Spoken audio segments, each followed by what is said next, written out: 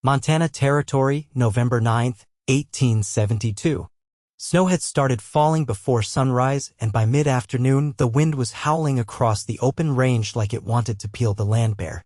Wade Ashford hunched low on the wagon bench, reins clutched in his raw hands, coat pulled tight across his chest.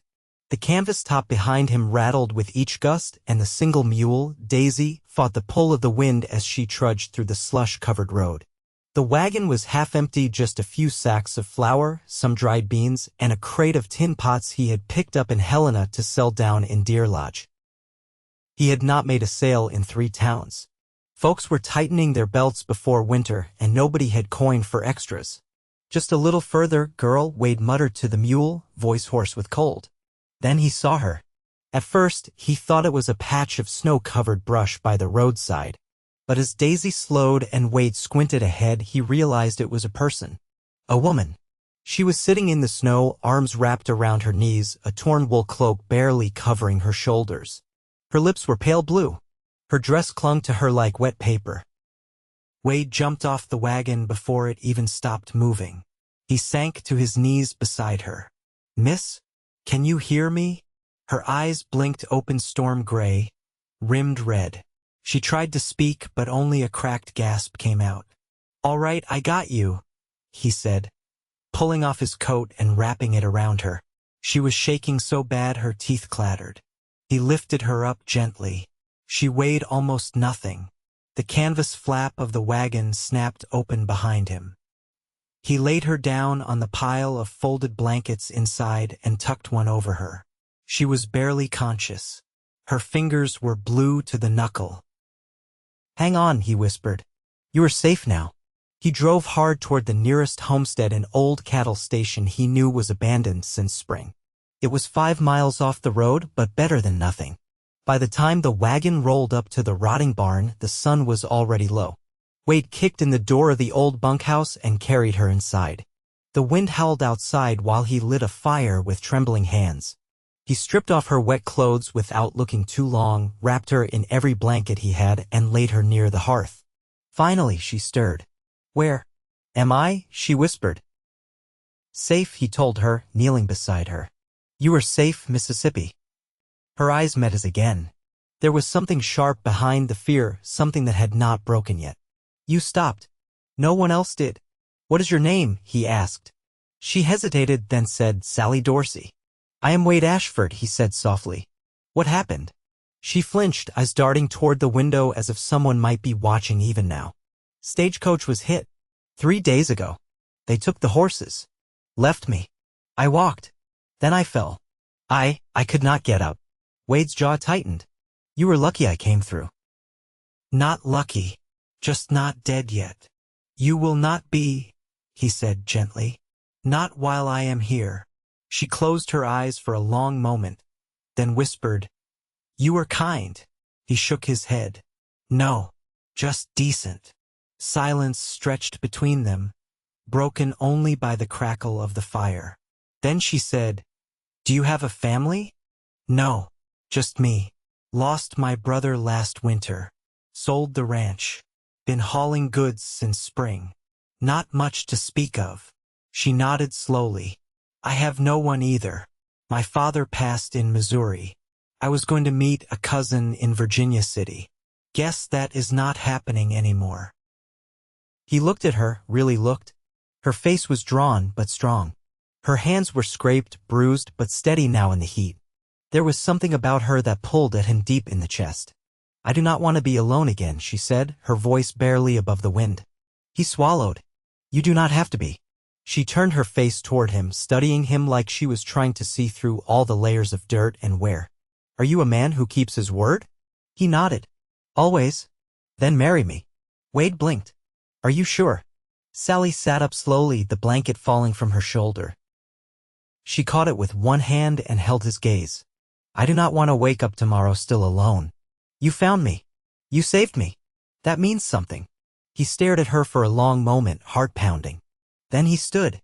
"Let me get the book." He pulled the worn family Bible from the wagon, the same one his parents had used. He flipped to the page. His hands trembled, but his voice was steady.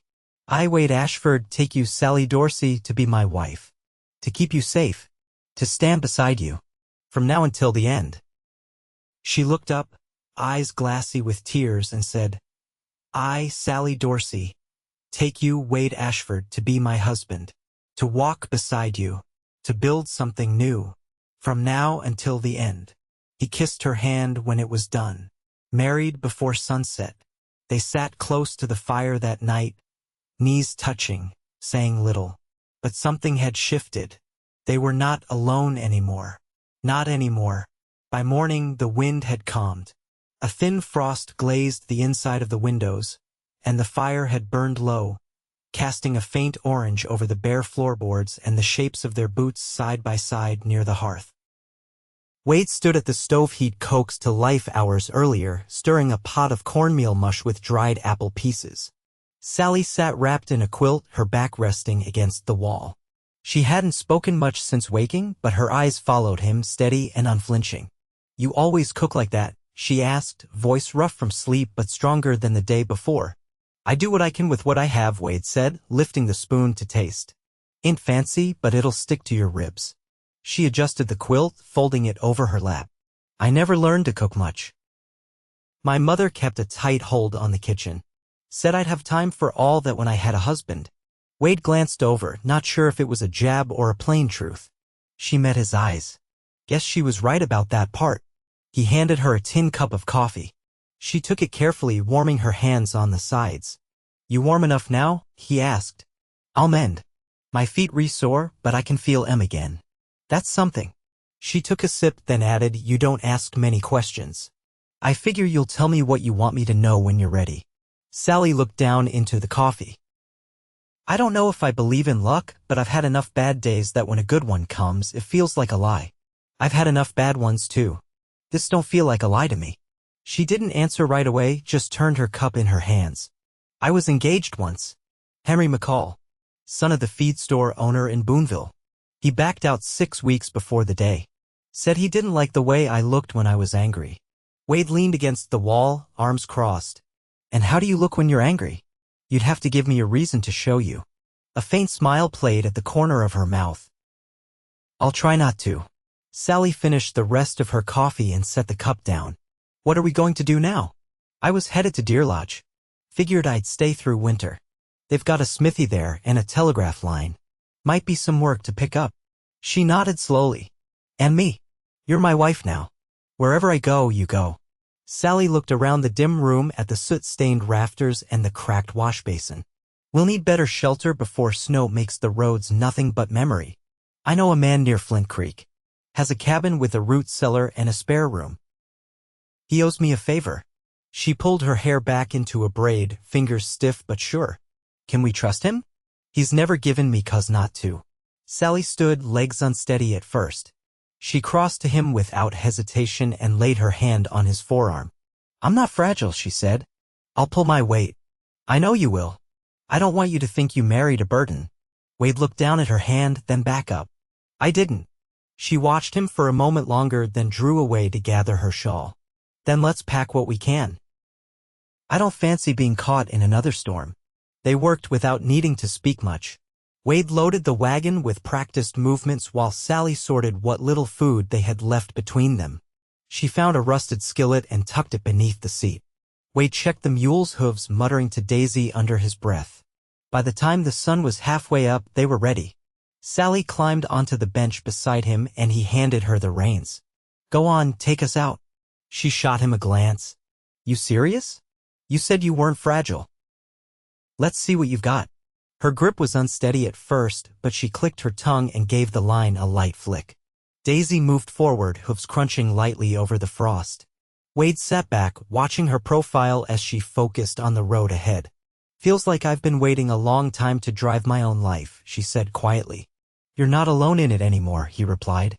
She didn't answer, just nodded and kept them steady on the trail. They reached the cabin near Flint Creek just after dusk, with the last of the light catching on the frozen tops of the lodgepole pines. Smoke curled from the chimney before they even stepped down. Wade had sent a letter ahead from Drummond, and true to his word, Ed Lawton had the place warmed and ready by the time the wagon rolled up. Didn't think you'd show with a wife, Ed said as he opened the door, his eyebrows lifting beneath a thatch of gray hair. But you always did surprise me, Wade. This is Sallie, Wade said. We're not staying long. Just need a roof for the cold stretch. Ed gave Sallie a respectful nod and stepped back to let them in. The cabin was one room, but well-kept pine chinking sealed the walls, and the fire cast a golden wash over the plank floor. A stew pot hung from the iron arm in the hearth, scenting the air with onion, salt pork, and something green. You'll have the bed, Ed said, gesturing toward the far corner. Got a cot for myself out in the shed. I'll keep the fire fed from there. Sallie removed her gloves and tucked them into her waistband. You don't have to give up your bed. I do, Ed said plainly. It's the right thing. They ate in silence, seated close to the fire with their bowls balanced on their knees. Sallie's eyes kept to the flames, the flicker of them catching on her lashes. Wade watched her more than he ate. Later, when Ed had stepped out and the fire hissed low, Sallie unrolled a wool underskirt and began sewing a new hem by lantern light. She stitched with calm, even strokes, her fingers bare now, the needle flashing between them. You ever live off the road before? Wade asked. I worked in a dressmaker's shop for 2 years, she said without looking up. Did fittings, ran errands. Wore gloves then. My hands got soft. That's gone now. He leaned back in the chair, arms folded. You mind the quiet? No, she said. I like to hear myself think. Wade hesitated, then said, I'm not sure how to be a husband. Sallie stopped sewing and looked up. I'm not sure how to be a wife either. But I reckon we can learn. She set the needle aside and walked to the window. Frost had crept along the lower panes like a silver net. She touched one with her fingertip. Do you ever think about staying in one place? Wade shifted in his chair. Sometimes. But I never saw a reason to. And now. He stood and joined her at the window. Their reflections were faint, ghosted in the pane. Now I've got one. She didn't smile, but her eyes softened. That night, they shared the bed, separated by a line of quilt between them. Sallie turned her face toward the wall. Wade lay still, listening to her breath even out. In the morning, she was already up, her boots laced, her hair braided tight and pinned. I'll wash the clothes, she said. You checked the mule's hooves. She favored the left rear yesterday. He nodded, pulling on his coat. You always this particular? I like things done right if they're to be done at all. Outside, the snow had crusted over, hard beneath his boots. He walked to the shed where Ed was splitting wood. She's steady, Wade said. Ed leaned on the axe. Good. You need steady, Wade. I think I do. Back inside, Sallie scrubbed the shirts in a basin, her sleeves rolled past her elbows. Her shoulders straightened when Wade entered. I've never had my own home, she said, rinsing the fabric. Not really. We can build one, Wade said. If you want. She looked over her shoulder. You'd give up the road? I'd give up anything that left you alone. She wrung out the shirt and hung it near the stove, steam rising from the fabric. Then let's start here. 1 room. 1 winter. See how we hold. I'll hold, he said. She nodded. Then I will too. The snow deepened through December, settling in drifts along the eaves and fencing the cabin in quiet. The trail to the creek froze over by mid-month, and the nearest town was a 3-day ride on hardened ground. They stayed put. Wade repaired loose slats on the lean-to and hunted rabbit near the ravine. Sallie boiled fat for soap and scraped the frost from the window panes each morning with a flat blade Wade had dulled for her use. They spoke less some days, not from silence between them but from the rhythm that builds when 2 people begin to know how the other moves, what needs doing before it's asked. One evening, Sallie sat cross-legged on the floor, rubbing oil into Wade's saddlebag where the seams had started to crack. He crouched nearby, sharpening a blade against a whetstone, the rasp of metal steady between them. I've been thinking, she said, not looking up. If we're staying through the thaw, we'll need to plant early come spring. Wade set the knife down. Soil out back stony. There's a low patch near the cottonwoods. I dug through it yesterday with the fire poker. Dark earth underneath. You planning to seed it yourself? If you're willing to dig the rows. He nodded once. We'd need seed. Maybe Ed can spare some oats or beans. Sallie ran her thumb along the stitching. I can write to Mrs. Holloway in Gallatin. She runs the postal stop there and keeps seed packets behind her desk. If she's still breathing, she'll send something. You were raised near Gallatin? No. I passed through last year. Took work sorting mail while I waited for a letter that never came. Wade leaned forward, elbows on his knees. From who? My father's sister. I'd written her after he died. She never answered. I figured maybe she didn't want to. He didn't speak, just traced the grain of the floorboard with his thumb. Sallie set the saddlebag aside. You ever wait on something that never came? He said nothing for a long moment. Then, quiet, I waited on my brother to walk again. He never did. I'm sorry. I am too. The fire popped and a coal rolled down into the ash bed. Sallie rose and nudged it back with the iron tongs. Her face was calm, but her hands had stilled. You work steady, Wade said, watching her. You don't let the days idle. There's a kind of peace in getting something done right. He stood and reached for the kettle. You ever think about what you want beyond surviving? She tilted her head slightly. I used to want a storefront. Nothing grand. Just a place with clean glass and a counter where I could sew without answering to anyone else. Still want that. I don't know. Haven't let myself think far ahead since everything burned down. Wade poured water into the tin cups and handed her one. Maybe it's time you did. She took it, their fingers brushing. What about you?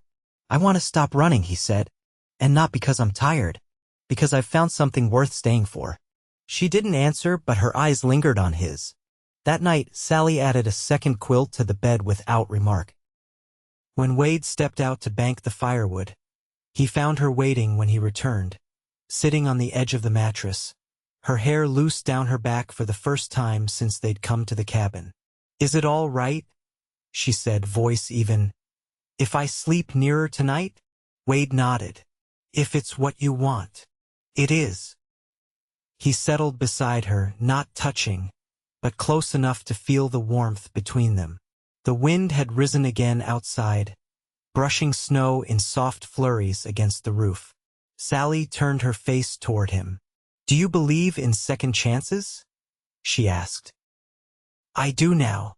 She didn't speak again, but when she finally leaned her head against his shoulder, Wade stayed still as stone, letting the moment settle like snow, quiet, small and lasting. By late February, the light had begun to shift longer in the mornings, holding on just a little later at dusk. The hard crust of snow that had covered the clearing for weeks began to soften, revealing patches of last autumn's yellowed grass beneath the trees. Wade stood at the woodpile, splitting the last of the dry logs they'd stacked before the deep cold. Sallie was inside, measuring flour with quiet precision, counting out spoonfuls like each one might tip the balance between enough and not quite. She called through the door without raising her voice. You want biscuits or cornbread? Biscuits, Wade answered, dropping another log into the basket. Haven't had those since Helena. She didn't say anything after that, but when he stepped inside, she was kneeling by the hearth, sliding a pan into the oven box built into the stove. Her sleeves were dusted with flour, her braid wrapped into a knot at the base of her neck. There was a small crease between her eyebrows, the kind she got when she was concentrating. Wade unwrapped the oilskin he'd brought in from the wagon, a folded piece of newsprint tucked inside. Stopped by Ed's fence line this morning. He said a rider came through from Missoula. Left this with him. Sallie wiped her hands on her apron and took the paper. It's from Nora Holloway. She wrote back. She sat down at the table and unfolded the page. Wade didn't ask what it said. He waited, watching her thumb trace the edge of the letter. She sent seed, Sallie said. Peas, carrots, and a bit of barley. Says she remembers me. Offered to send more if we can pay come fall. Wade set his hands on the edge of the table. We will. She also wrote something else. Sallie looked up. There's a widow out near Anaconda who needs help with children and mending. Offered me the job if I can get there come spring. Wade's jaw tightened, though he didn't mean it to. You want to go? I wanted to think about it. She folded the letter again, slow and careful. It's decent work, but it's not here. He waited. I don't want to go, she said. I just wanted to know I had the choice. You'll always have a choice, Wade said. She nodded once, then stood and rested a hand on his chest. It was a quiet touch, but it steadied something in him. I want to make something with you, she said. Even if it's small. Even if it's slow. We will, he said. We already are. That night, they shelled beans together by lantern light. Sallie counted them out loud in groups of 20, and Wade listened to the rhythm of her voice. She paused at one point and said, "You ever think about children?" He set a handful of beans in the bowl. "I have. I never thought I would," she said. "But now I don't mind the thought." He looked over and saw her watching him, not with caution or question, but with a kind of quiet certainty. "We're ready when we're ready," Wade said. "Not before." "I know," she said, and reached for his hand. They planted in April. Wade dug the rows with a broad hoe borrowed from Ed, and Sallie pressed seeds into the soft loam with her thumbs. They worked in silence most days, their hands dirty, their clothes damp with thaw. When the first shoots came up in mid-May, Sallie stood barefoot in the furrows and laughed, the sound low and full and nothing like the woman he'd pulled from the snow. By late June, they had green beans curling up twine strings Wade had twisted from old harness scraps. Sallie traded a jar of dried thyme with a passing peddler for a bolt of calico. She stitched curtains for the one window that hadn't cracked, and Wade whittled a cradle from leftover pine without saying why. They didn't speak of the future in grand terms. They didn't need to. It was in the way Wade fixed the door latch so it closed just right, and the way Sallie laid his boots near the fire when the clouds rolled down from the ridgeline. One evening, after a long day turning soil for a second planting, Sallie leaned into him on the bench outside. The pine trees rustled above, full and green and thick with summer. "I feel like I've been walking a long time," she said. "Didn't know how tired I was until I stopped." Wade wrapped his arm around her shoulders. "You're not walking now." "No," she said. "I'm not." They sat that way until the stars rose, the kind that glitter sharp and cold over Montana skies. Sallie tucked her feet beneath her, and Wade kissed the top of her head, slow and sure. That fall, when the barley came in, they had enough to trade with Ed for a few hens and a sack of sugar. Sallie hung dried herbs from the rafters, and Wade built a rail fence around the garden to keep out the mule deer. They didn't speak of what they'd lost, because it no longer shaped the days. What they built now was quiet and lasting, the kind of life that didn't need explaining. When the first snow fell at the end of October, the roof held. The windows stayed warm. And in the cradle by the hearth, their daughter slept with one hand curled in a fist. Wade sat beside Sallie in the rocker he'd made from green willow and twine, and she leaned her head against his shoulder. "We're home," she said. He kissed her temple. "We are." And they were together, warm and whole. The long road behind them, the long piece ahead.